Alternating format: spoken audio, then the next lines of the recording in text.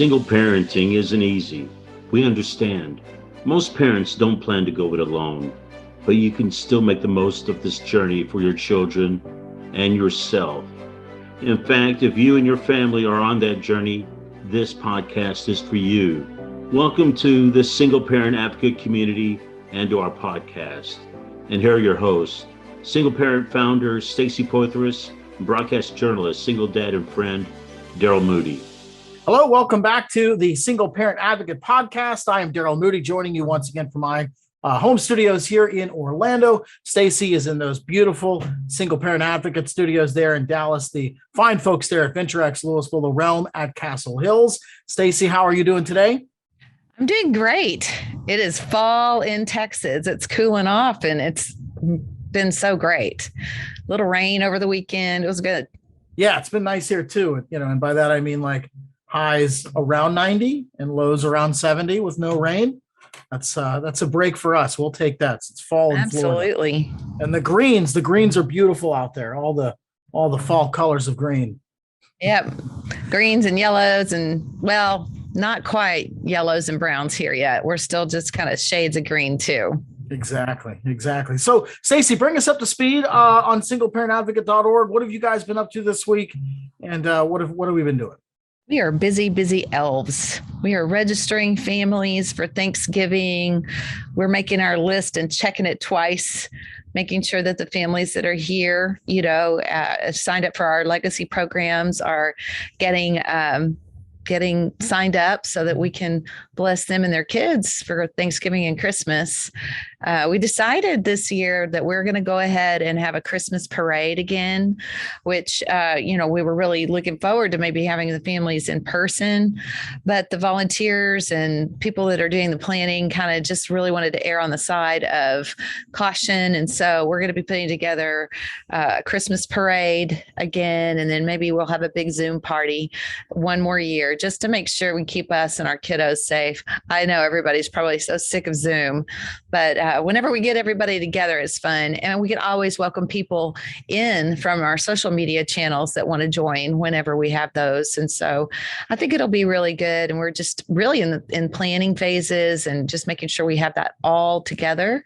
The fall also brings for any charity a big opportunity for year-end giving.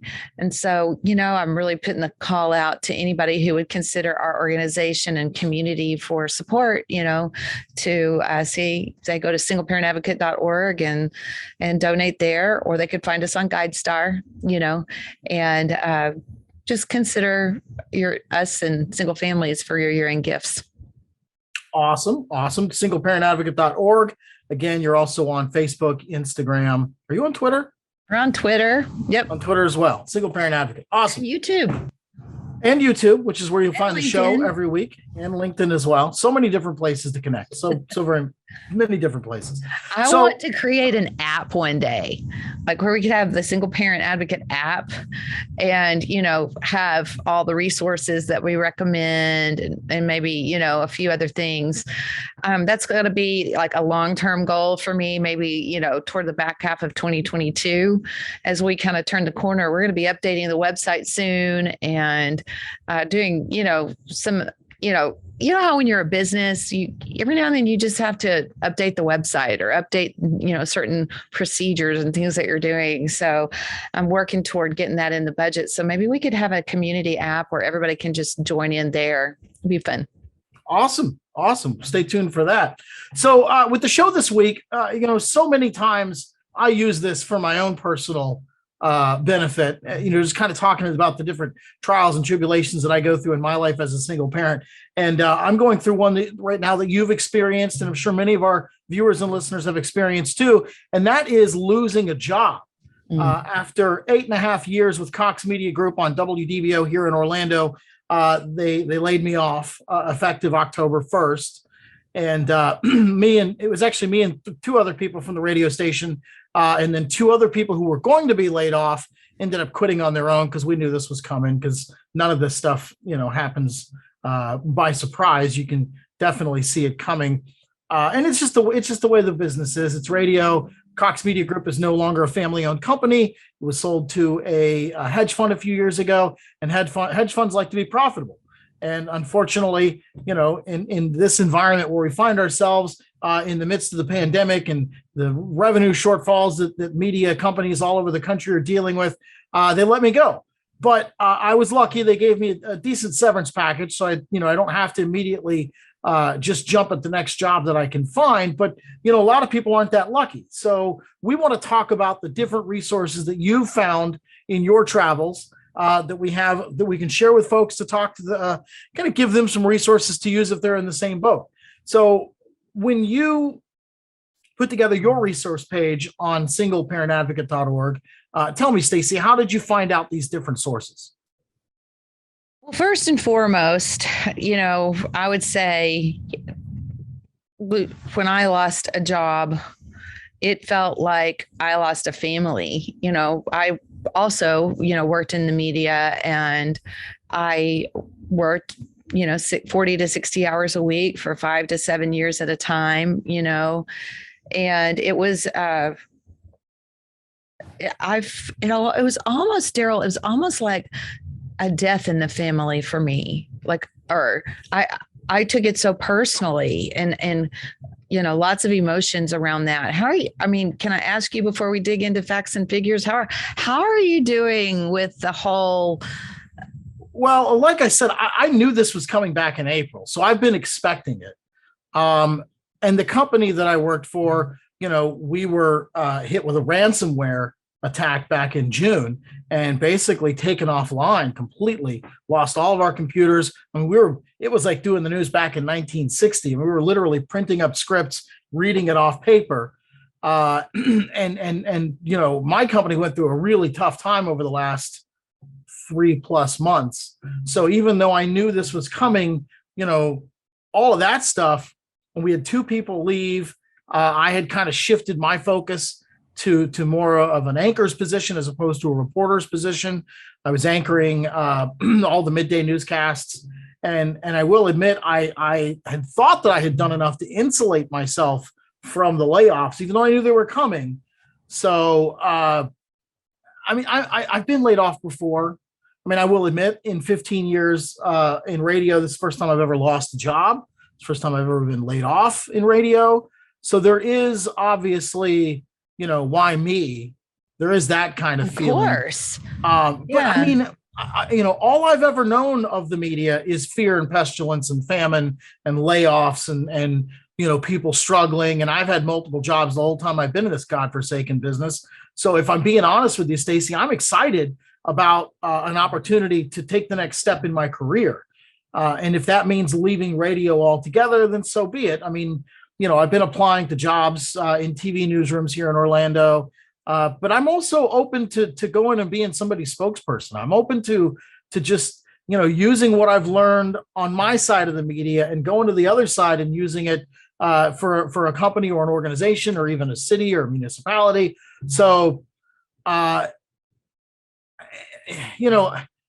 mixed emotions. Obviously I loved what I did. I worked hard for my career. I made a lot of sacrifices to be where I was. But at the same time, and you and I talked before the show, 15 years ago when I got into radio, I didn't have kids. I wasn't married. I didn't have anything else in my personal life. So my career was my personal life, and my career meant a lot more to me 15 years ago than it does now. And I'll admit, I have taken the last 15 years in radio and I've essentially worked or lived to work.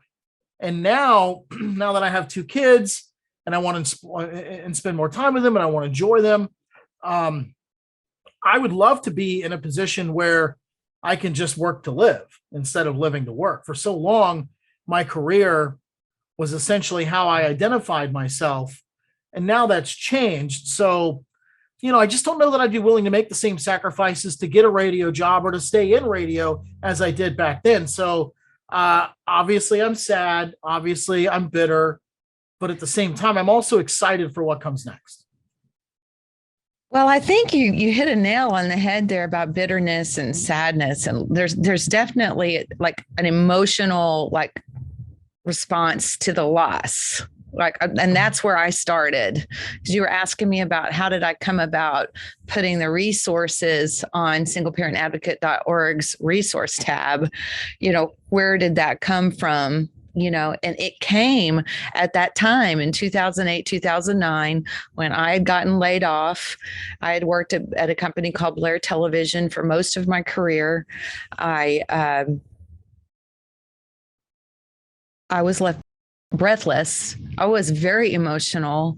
I cried and cried. I didn't understand why I gave all that time and energy and part of my life, but I came through that with the inspiration to found Single Parent Advocate. And we're going to be talking about some things about not only founding Single Parent Advocate, but also for me, I did work to get reemployed, and I started, a boutique freelancing business for advertising, which I'll walk through. But on the website, just in case people want to go to the resource tab at singleparentadvocate.org, that list of resources came from that period of time in my life when I was truly looking for resources for me and my son. And over the years, we've added some and dropped some, but every resource there is a resource that's meant to be available nationwide, and then also able to provide connections to more localized services. So the one for careers and employment that I really love is called careeronestop.com. And careeronestop.com, you go there and you can put in your information, your geography, and be linked to a more local company that works, or possibly nonprofit that works either along with the state or along with the U.S. government to provide job seekers all kinds of assistance. And so I brought some visual aids, Daryl, today. Okay. Here in North Texas, and really across Texas, there's a company and a nonprofit called Workforce Solutions. And I actually recently met with the Workforce Solutions group just because I met them at a Chamber of Commerce meeting. And they had so much passion about all kinds of people that are either in career transition, maybe they're graduating college. There's a whole bunch of college students that are graduating and they need to find jobs. There's people in transition because of what was going on with COVID and companies themselves having to change. And then there's people that are in transition because they were a veteran, right? And so this Career One Stop and the organizations that are within that network, they can provide guides to childcare and relief for childcare options. So while you're looking for a job or going to get assistance with education, you may qualify for assistance with childcare during this time. And that's really something, that is huge, because how can you go get a job if you don't have your childcare taken care of, right? And everybody's got a different scenario with that. And so they specialize with that. But then they have these adult career services. I don't know if you guys can see this, but they do all kinds of things, like to prepare you for like occupations that are in demand. They do literacy, depending on what you need there. They call it vocational rehabilitation. If you need to work on anything in that sector, it's crazy. All kinds of things. They help work with businesses to connect businesses to workers, so that's really cool. And then they also work, like I mentioned before, with students trying to get their pathway to success defined. And so, and then there's a whole, and I'm not going to do this visual aid, but I have like all kinds of resources for veterans and people coming from that circle. So I think, for me, I'll just kind of reiterate the fact that I got stuck in my emotions. I got stuck in my heart into the feeling of being rejected, into the feeling of not being good enough, or not being likable. I mean, I just really turned that inside. And so I started diving into fear, diving into sadness. And it took me a while to try to figure out, I need to feel good about myself and get my mental wellness back. And so that was with the help of a lot of friends. And at my church, I was able to go and do this test. It was kind of like a personality, matched your skill set with your assessment. Yeah. Yeah. Matched your skill set with your innate preferences and passion points, and came out with, at the end of the test, a list of careers that would be good for the match of your personality and preferences with your skill set. And you know what it told me? It told me basically that I'm an activator, that my personality was one of being a speaker or helping people, by motivational efforts. And what's so fun is that's what I'm doing. It comes from my heart, truly who I am, with the single parent advocate and the families that we get to be a part of their lives, and then, with my freelance work that I started back then, that's always been on the side as I've continued to either work for the media and or work, for my freelance company. So it ended up really being a situation, and we're going to talk about this blog in a minute, about where I kind of broadened my horizons and I kept my roots, but I was able to do a little bit of self-work to kind of figure out, where am I today? Because when I started in the media like you, I was 3 days out of college. 3 days out of college, I started working in TV. And so I didn't know anything else. I didn't even know what to do. And so many people in our business, just like now, we're getting laid off, and there was not a way to go replace your income. And so that's where I got that list of resources. That's why I dug around. I just created the list of links, and over the years we've improved that list. And so hopefully, that'll be useful to you or people like us who have gone through changes in careers or looking for answers. There's a lot of answers and people that are really passionate about that for single parents and other people too. Well, I mean, I mentioned that this is the first time I've lost a radio job in 15 years, but in my previous career, I was laid off twice. So, I've dealt with the emotional toll of having your job taken from you and what do I do next? And, I got to be honest, both times I was laid off previously, I ended up in a better situation. So, with that mindset, I have no doubt that, wherever I land is going to be a better situation than the one I left. So, obviously I'm sad, but I'm not fearful about the future. And you're not camping out on that. You're not camping out in that pool of sadness or bitterness. Honestly, Stacey, my WDBO paid me about $3,000 a year more than I made in 2006 when I was doing real estate closing. So, the money, I've joked for 15 years that the radio is a labor of love, because you're not going to make what you're worth. So, like I said, I'm excited to go make what I'm worth. I'm excited to go do something else and use the skills that I've learned over the last 15 years to make a better living. So, I'm going to miss being on the radio every day, but at the same time, I'm not going to miss working 2 jobs. You talk about freelancing. I mean, that's how I made my living in radio until I landed at WDBO. I mean, I had 4 jobs at one point. I was flying in the helicopter. I was working overnights at the radio station. I was writing for a wire service. I was filling in, doing anything everywhere, So, the idea of just having one gig and working 40 to 60 hours a week for one company, yeah, that sounds nice to me. Well, I'm glad to hear you say that. It's really, really smart perspective, because I think we need to be able to pivot.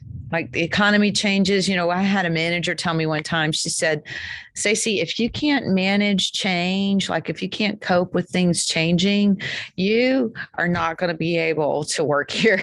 You need to be able to be cool with things changing. And there's so many different variables about employability, about what employers are looking for and needing, and bringing those two things together. It doesn't, I mean, I know that there are some people who can spend their whole career at one company, or, But those maybe days are over, Stacey. Nobody Yeah. does that anymore. It's very, very uncommon in my, in our, certainly in media and advertising, that I've seen anybody stay, in one place for their whole career, Although working for Cox, which is the parent company, the original parent company of Cox Media Group, it was a family-owned company. So, it was not uncommon to have coworkers that had been with the company for 35, 40 years. I mean, we would send monthly newsletters out, and it was like every month there was somebody with 30 plus years experience working for this company. So, when we were sold to the Apollo Group, the hedge fund that, having worked for iHeart and Clear Channel and other, corporate radio companies, I knew what was coming. You know what I mean? Like, the days of working for the Disneyland of radio companies was over. Right. So, when I heard when the rumors of the layoffs started, I wasn't surprised at all. And the media is just a volatile industry right now. So, I won't miss that. So we've talked about your mental wellness and about, kind of where you're at in your heart and your head, not a lot of bitterness, not a lot of sadness. Oh, I'm bitter. I'm bitter. Okay. How are you dealing with that? I want to go work for iHeart Media, and I want to sell advertisement up against the clowns that laid me off, and I want to take their money. That's what I want to do, Stacey. Well, okay. So it's more of a revenge kind of thing, But if I can't, I'll go be somebody's spokesperson. Okay. Well, let's just say, for the sake of our friends and families out there, bitterness is probably not a place you want to stay. It can be a heck of a motivator, though. But it can definitely, make sure that you stay in motion, right? That's well. I got two little girls, so I mean, sitting on the floor crying about it just is not an option. Didn't work out. Yeah. What are the girls saying? I mean, are you kind of talking to them a little bit about this? Oh yeah, no, they knew it was coming. I told them back in April when the rumors started, because I was convinced that I was going to lose my job in April. And, after 2 months of feeling like a dead man walking, I said, I'm done with this. And after Memorial Day, I went to work with a whole new attitude. And then 2 days later, we got shut down because of a cyber attack. And the whole game changed. And for me, it was fun because, like I said, it was a stripped down, bare bones version of what I do every day, which is radio news. So for me, writing scripts on paper and printing them and reading off of paper, like, that wasn't that hard. So I had fun. What disappoints me is that I thought in that time I had demonstrated my value to the bosses to the extent that they would say, hey, we need to keep that guy, but they didn't, and whatever. It's right. The company that I went to work for almost 10 years ago doesn't exist anymore. The radio station that I went to go work for 10 years ago is not the same radio station. So exactly. And the whole time I've been in radio, Stacey, everybody talks about the good old days of radio. I don't know what those are. Like when tickets were just being handed out to everybody and that kind of thing. Like, I don't remember the good old days of radio. So for me, like, all I've known is fear and pestilence and famine. So, stepping away from that doesn't sound so bad. Right. Well, I'm proud of you for that. Just being open-hearted, let's focus on the positive. A closed door over here means an open window somewhere else, right? Absolutely. And like I said, I've had the first time I got laid off, I told, they laid off half the company where I worked. And I said, hey, look, let's go to the Chili's around the corner and we'll make that the Losers Lounge. And on my way to the Chili's, I called a title company, a law firm that we worked with, and I said, hey, I'm available. 48 hours later, I had a job. The second time I got laid off, I got on the phone and started calling people, and I had another job a week later. So, why wouldn't that happen this time? Why wouldn't I be resourceful and end up in a better situation? Right. And you will. But it brings up a lot of a really good current topic for us to kind of dig into, I think, because people right now after COVID and businesses are in transition of all kinds, and bringing those pieces together is a puzzle. And but being Workforce Solutions and this Career One Stop, they kind of specialize in bringing all those moving parts together. And I found a blog, online, knowing we were going to talk about this. And I thought what the gentleman had to say, his name is David Dongi. I'm hoping I'm saying that right. It's David, Donghi, David Dongi. And he kind of digs into all of this through the lens of being a single mom, but I still think it applies to single dad as well, especially if you're, 50% custodial or, seeing your children on a regular basis. There's a lot of commonalities. Well, but that's another thing, Stacey. I've always worked odd hours. I mean, until recently, I was working 5 a.m. to 1 p.m. So, the thought of working 9 to 5 sounds kind of nice. Yeah. I don't know if I can readjust to that lifestyle because I've been basically autonomous for the last 15 years. But, banker's hours sound kind of fun to me. But even banks have changed. They're all online, there are the banks, around, but even if you went to go be a mortgage banker or those hours are different too, because the requirements of our population, have changed. Right. So, I don't know many bankers that would work 9 to 5. Our bank partner with Single Parent Advocate has been BBVA. And even now, BBVA just got purchased by PNC, and PNC is in the process of merging all of the systems and making sure all the employees are in the right seats. And it's, October 13th is the big switch. And, so when I go to my bank or our bank for Single Parent Advocate to do whatever kind of business I need to get done, it's even changing, So I think getting comfortable with change, I guess, is the kind of headline I want to repeat, is I had to learn to be comfortable with change when I went through this whole thing. It's okay, this isn't me being rejected entirely, however they calculate who they're going to keep and who they're not. I'm sure they look at, common employees and all kinds of finances and things like that. But at the end of the day, it's a door closed, window open, and I need to be comfortable with change. Well, and for me, in my situation, Orlando, Florida is not a huge city. I mean, there are only 3 news talk radio stations in town. So, the number of opportunities for me to do what I was doing last week are there just aren't that many of them. Well, let's dig into this blog post I saw. Do you want to? Yeah. So I'm not a single mom, so I can't relate to it. I know. That's why I said that whole qualifier statement. Remember that one about, have you noticed I take that personally now? I didn't used to. I do now. Stop taking it personally. I'm going to buy you a wig so you can put on your single mom wig. Well, I need you to. When you're a single parent, you do both. You're a single dad. That's right. You do. That's just how it is. You're a mom, dad. But anyway, David Dongi.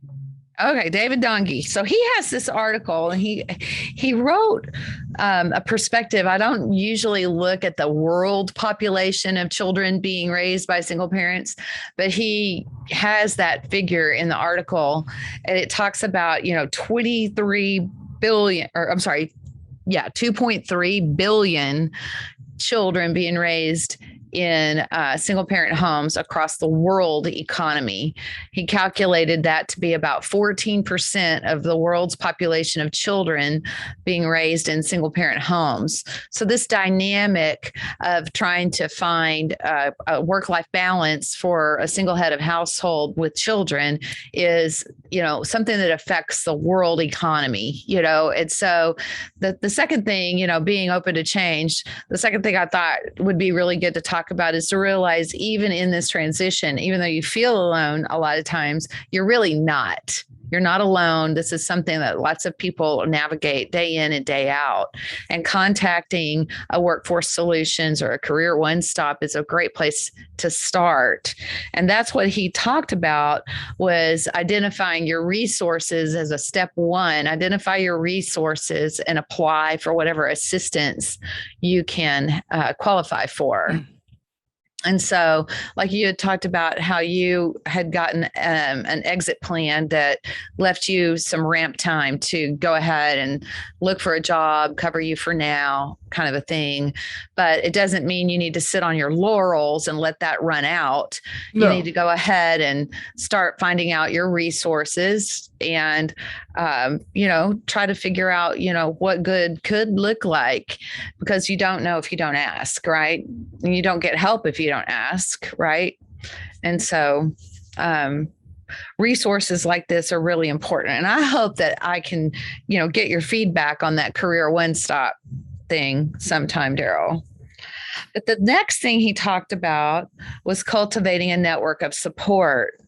And I remember how important it was for me to talk to, like when this happened, my son was 10 and he was in Boy Scouts. And I talked to a lot of the parents in the Boy Scout troop, or I talked with people at the church and, did that test. And I didn't hole up as much as I wanted to hole up and hide because I was embarrassed and I felt rejected.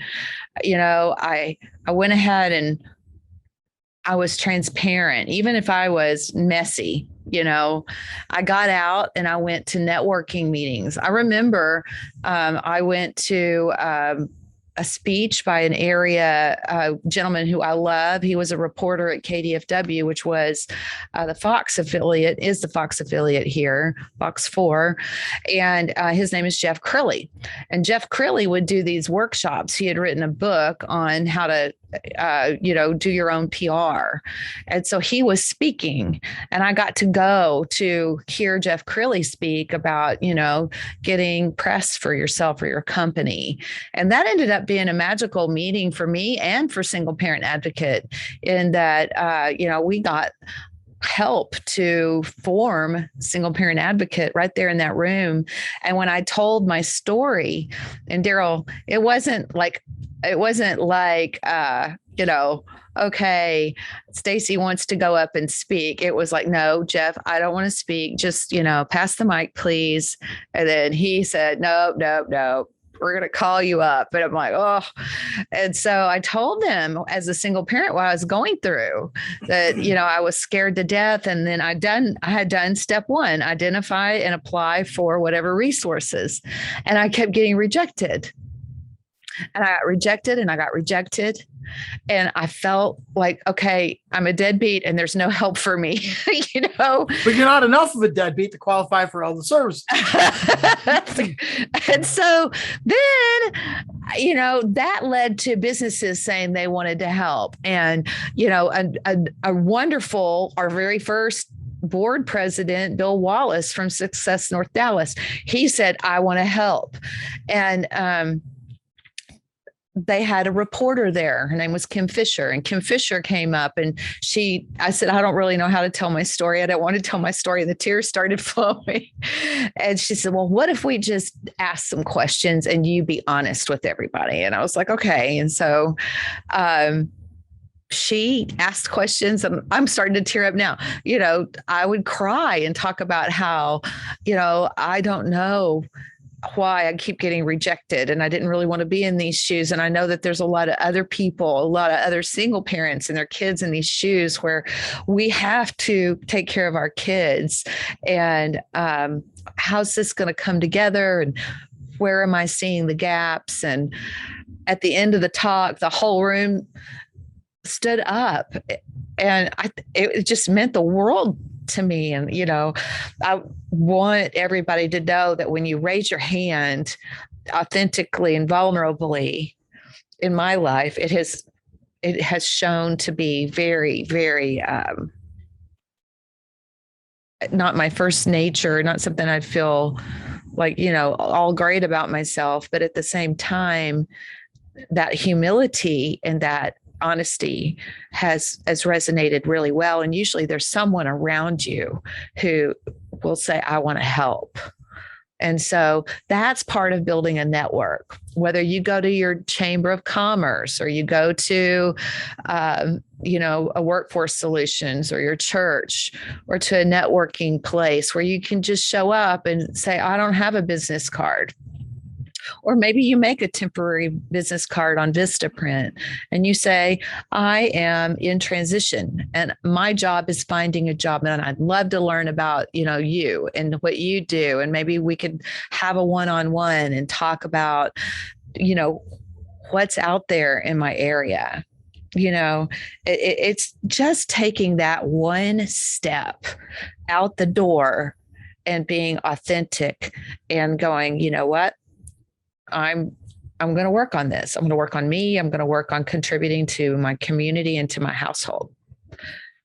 So that building of the network that he said is verbatim what I went through for sure, Daryl. Well, the next point he says, and you've already said it, make looking for a job your new job. Your new job is to look for a job until you find a job. That's right. He says make your job search a priority. I mean, I've been unemployed now for 3 days, and I've already applied to at least 8 jobs that I can think of off the top of my head. So, but I mean, I would like to parlay this into some extra income, really. I mean, if I could find a job within a month and then continue to collect the severance, that's extra money. It's hard to complain about that, right?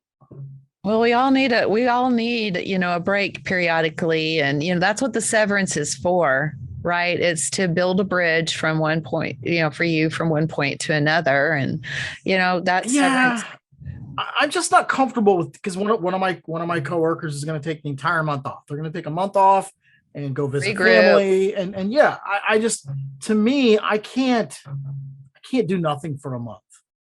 I just can't.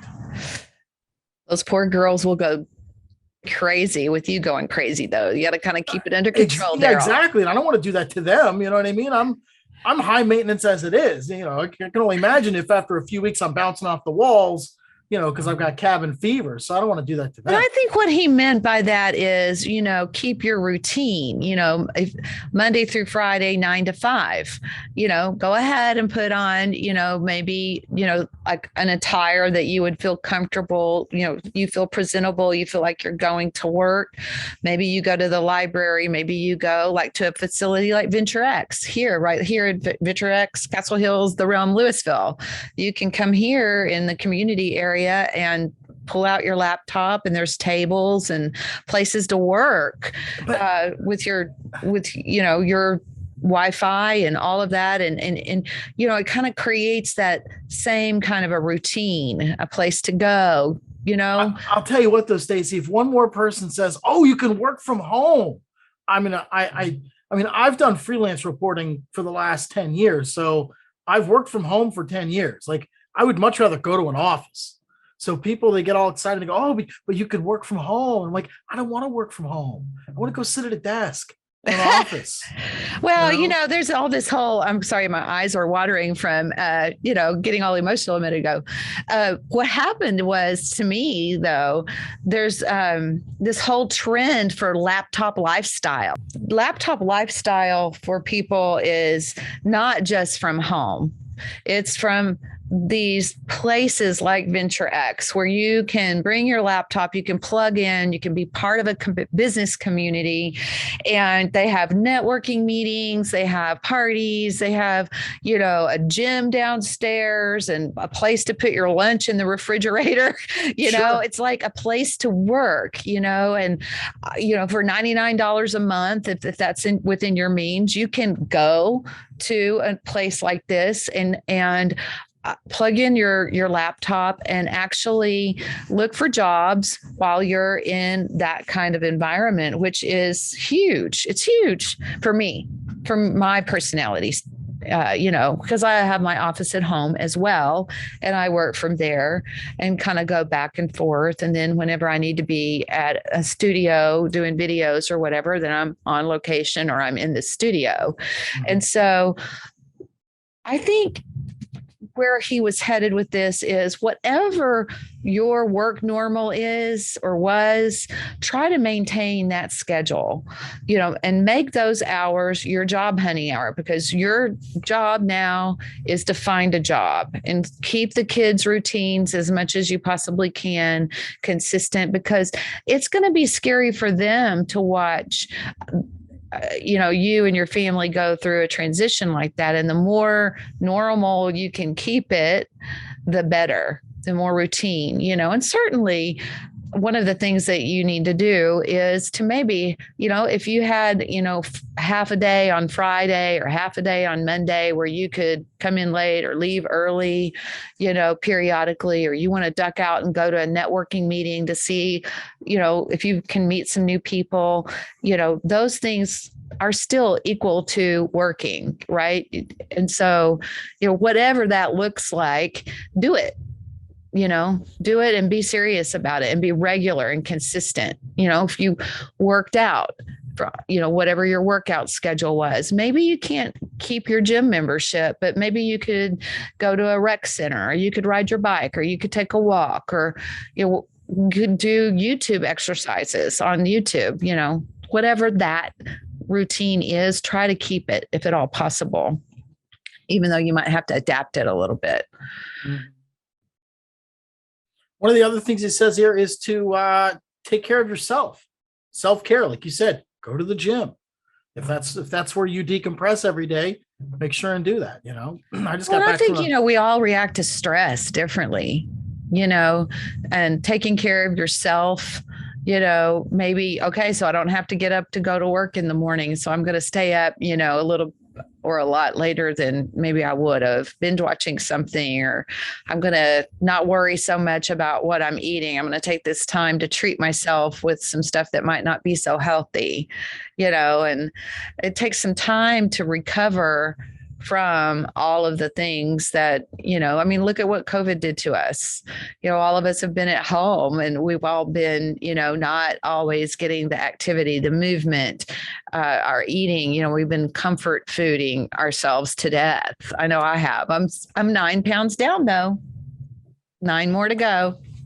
Good job. Good job. And, but we are human. And you can't, we talk about it all the time on our show. You can't take care of your kids if you don't take care of yourself. And you certainly can't hold down a job if you're not, physically, mentally, spiritually centered, hanging on to those things about taking care of yourself as much as possible is so important. He's dead on right. Well, and I think his finishing closing point rather is pick a path that suits you. As single parents, we have needs that other people may not need. Like we need to be able to get our kids to and from school. That's a non-negotiable. So, as I said earlier, like I need something with traditional hours. Whereas in the past, I've, gone to work at 2:30 in the morning. You can't do that when you got kids. So find a path that suits you. Didn't he talk a lot? He talked about, actually taking inventory, like, do I need flexible job hours? Do I need flexible job location? Do I need, a place that offers childcare?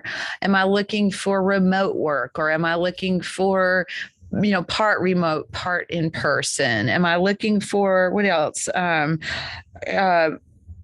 Flex hours,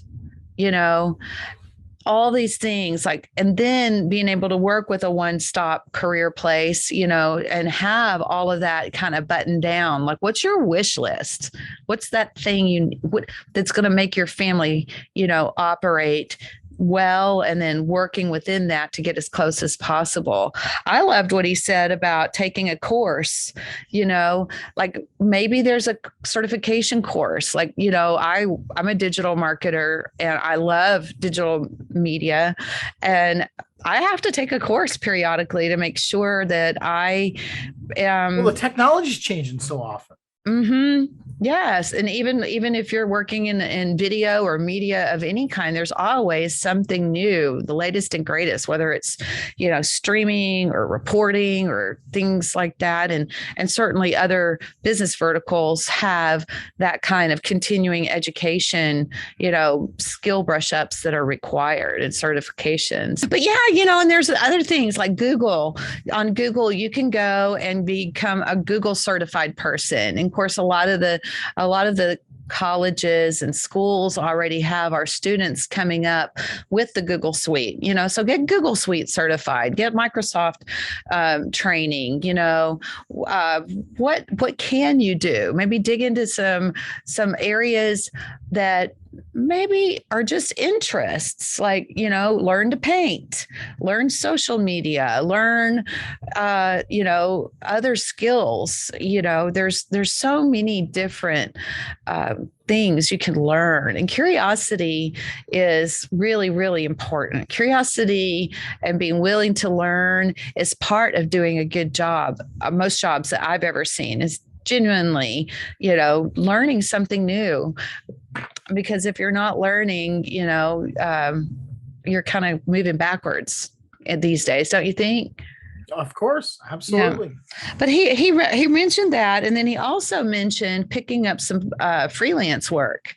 And I know you kind of have been freelanced out, but he talked about, if you have a skill set that you can work freelance, But maybe nowadays, Stacey, you've got Uber, you've got Uber Eats, you've got Grubhub or I can't think of the other ones, but I mean, there's so many different ways to make a living now on your schedule, using your car, either working from home. I mean, there are a lot of options out there.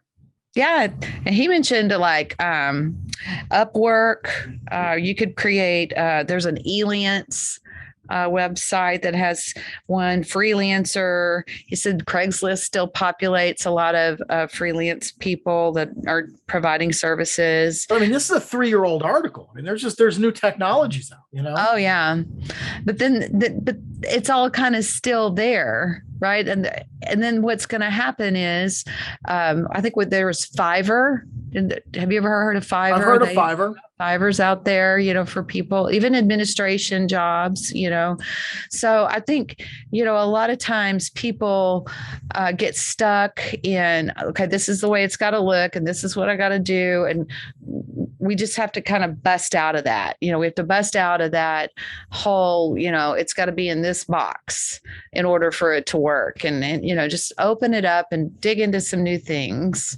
And then the thing that happened to me is I became self-employed, and he kind of started talking about that. And I love going to the Chamber of Commerce and coming up here to Work Innovators and the studios here at Venture X, and networking with other people who have been owning their businesses for a long time and starting a business.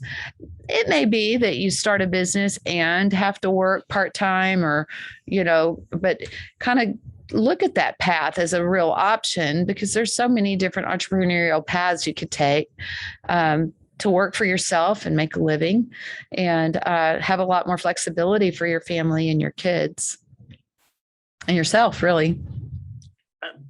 It's a great big world out there. I can't wait to see where I end up. If you were to go in business for yourself, Daryl, what would you do?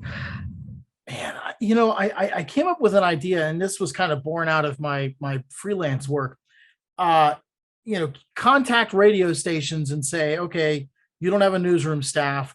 Let me connect you with the city, the county, the fire department, the police station, the police department, the school districts, your local members of Congress, your elected officials, and create some sort of a one-stop shop where we provide you with the streamline, that stuff coming in. I don't know.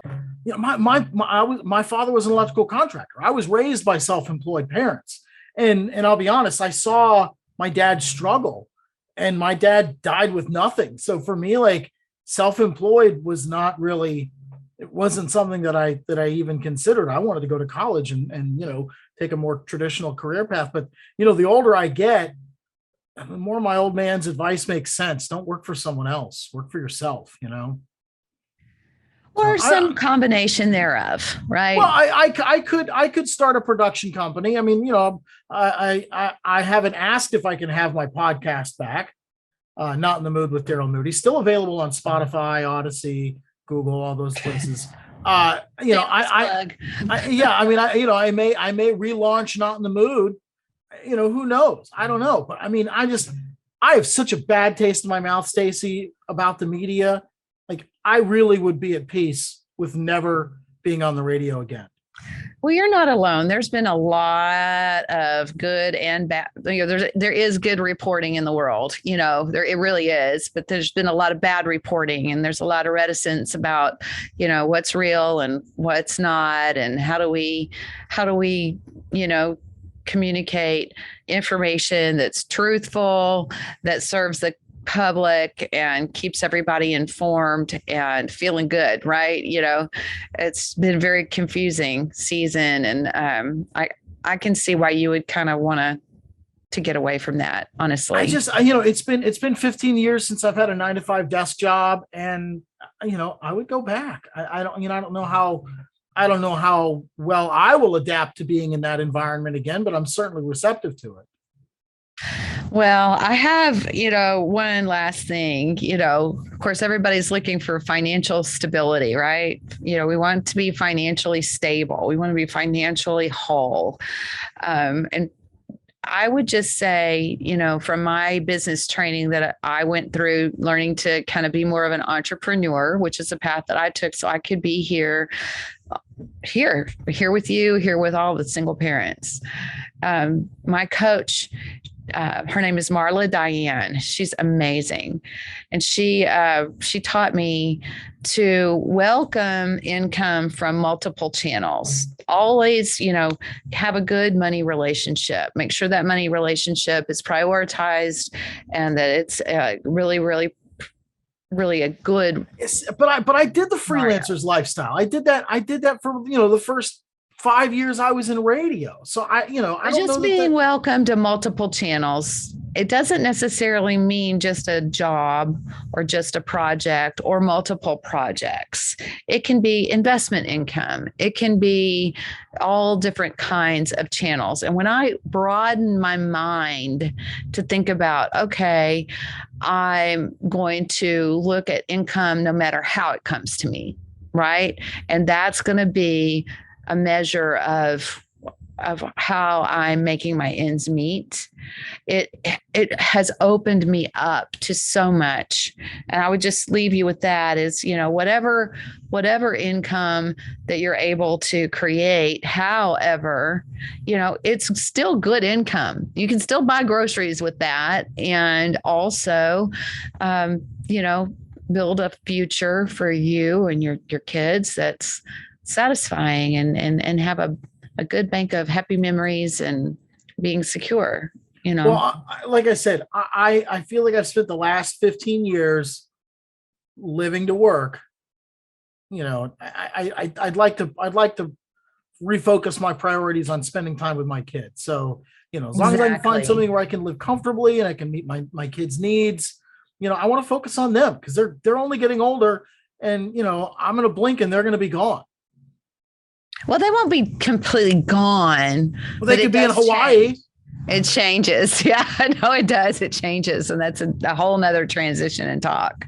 Right. But, well, I'm proud of you for getting in and digging after this and sharing what you're going through with all of us. Well, being a single parent is stressful enough without a steady source of income. You know what I mean? So, anything we can do to relate to the listeners and viewers and connect them with resources like, careeronestop.org or the resource page at singleparentadvocate.org. Anything we can do to help you, the viewer and listener, with whatever it is that you're going through, that's what we're here for. And this just happened to happen in my life. So, you and I talked offline about it and had a long discussion about whether or not we wanted to even broach this subject on the show. And I'm glad we did. Well, I've never had all the answers. I always try to say, this is what I experienced, and hopefully it has value to someone else and makes their road a little bit easier. And so I hope this helps you. I hope it helps somebody else. And I'm working on it as hard as I can to really actually survive the same thing in a roundabout way. It's been a little bit longer for me since I made this change. I think I've been really, dedicated to working for myself and being there as full-time as possible for Single Parent Advocate. I'm working on my third year. Even though agency is 12 years old, I didn't actually have that option to be here for all of us until I left my last media job. So I'm glad I'm here, and I'm glad you're here, and hopefully this will help somebody, right? That's what we're here for, to help folks. All right, Daryl. Well, I can't wait to hear what your adventures are next week. Yes, we'll have something, I'm sure. Well, I'll tell everybody, go to singleparentadvocate.org, check out the resources page. It comes to you from the bottom of my heart and from our volunteer hearts, that have tried to put resources there.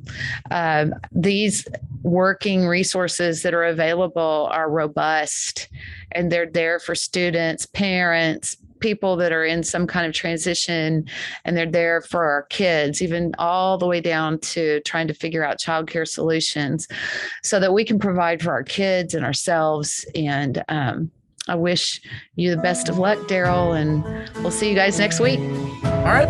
Bye, folks.